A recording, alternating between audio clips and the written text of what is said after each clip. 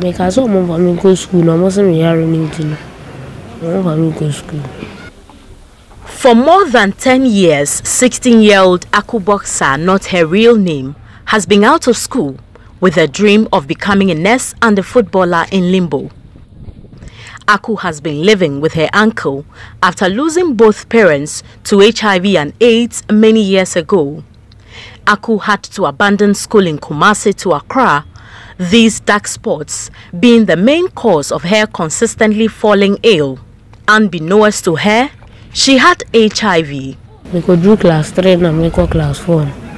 Then they are running here and then almost saying a mental fee. I go school.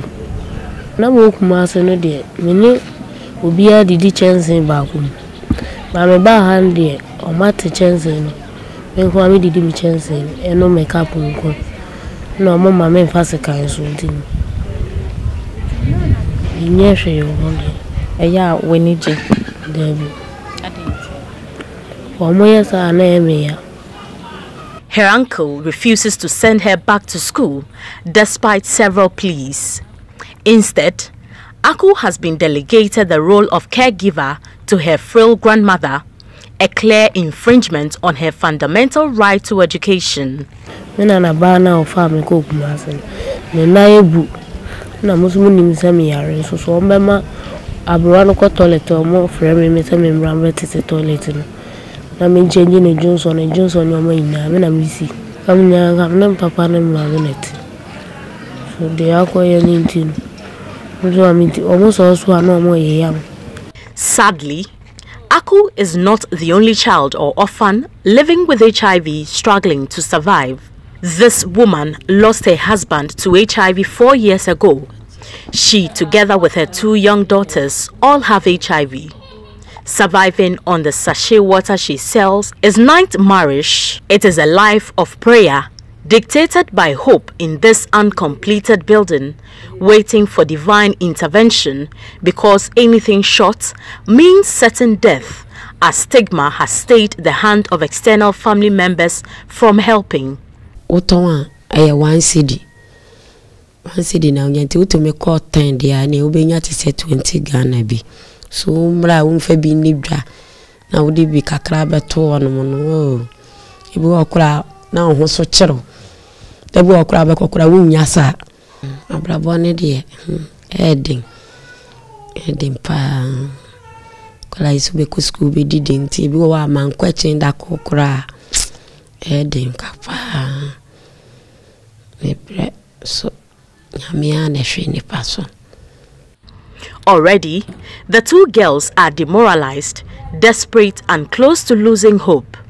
The few scraps their mother is able to rustle together daily is just not enough.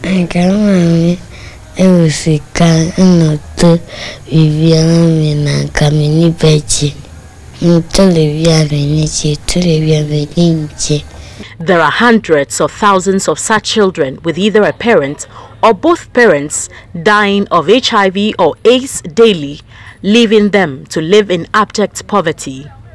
Many of these children look impoverished with colored hair and bigger bellies.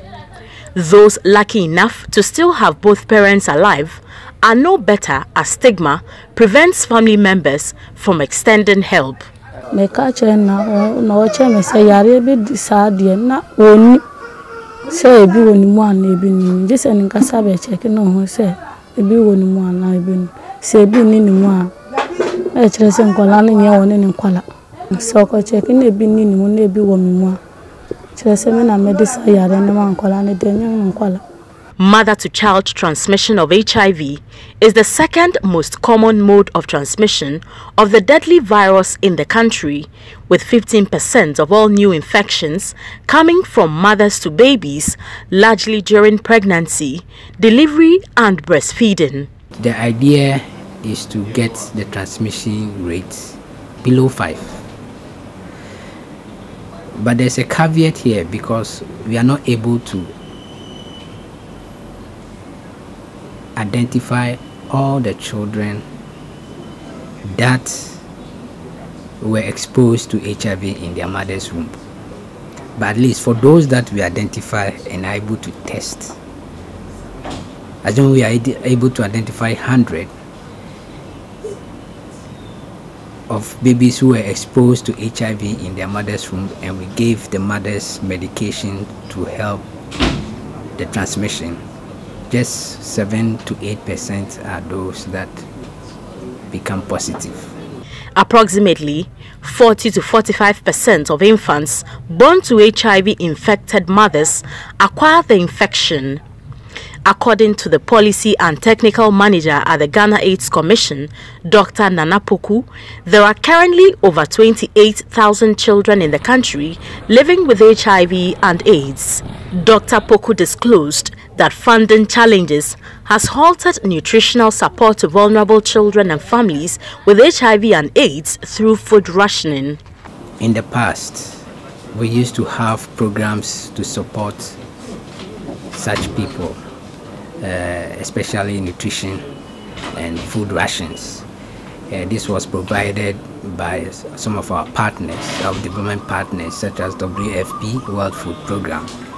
They provide food rations, and indeed recently they had provided, but they are scaling down such provisions.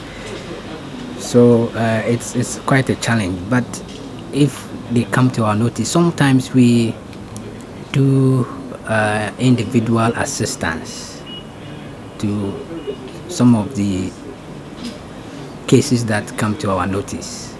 A Ghana AIDS Commission report reveals that in 2016, a total of 15,116 people in Ghana died of HIV and AIDS-related illnesses, out of which 12,585, representing 83%, were adults.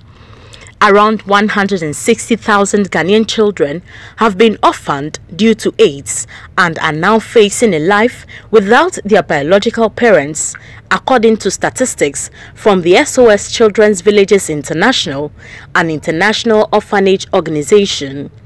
Many of these children are seemingly being deprived of their human rights to education and health, especially because there is no proper national data to help follow up on their welfare. It's a big challenge in that identifying these children alone in our society is a problem because of stigma. Some families hide their kids or hide these children who are positive. And so what is really done for them is that we try to link everybody to the social protection mechanism that exists in the country.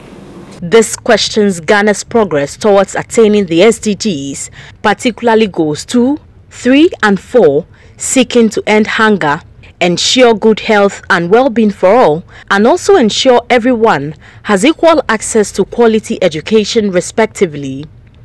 Human rights lawyer and activist Francis Susu is enraged by the neglect of orphans and children living with HIV and AIDS and has called for better policies to ensure the children live worthy lives. The state as an institution or the state as an entity has an obligation towards these children, not only under our constitution but under the Children's Act and under international covenants that protect children. So clearly you can see that these children are being violated, and I think beyond speaking against it, it is important that we can possibly even take a legal action against the state to compel the state to perform its functions in respect of these children. Countries need to live up to their commitment to end the AIDS epidemic as a public health threat by the year 2030, a target included in the 2030 Agenda for Sustainable Development adopted by the United Nations General Assembly in September 2015. With very little optimism, mainly from the few HIV models of hope, these children, mostly orphaned by HIV, still cast the anticipation of better future, but that can be realized if proper policies are in place to ensure their growth and Development. Alice Aite, GH1 News.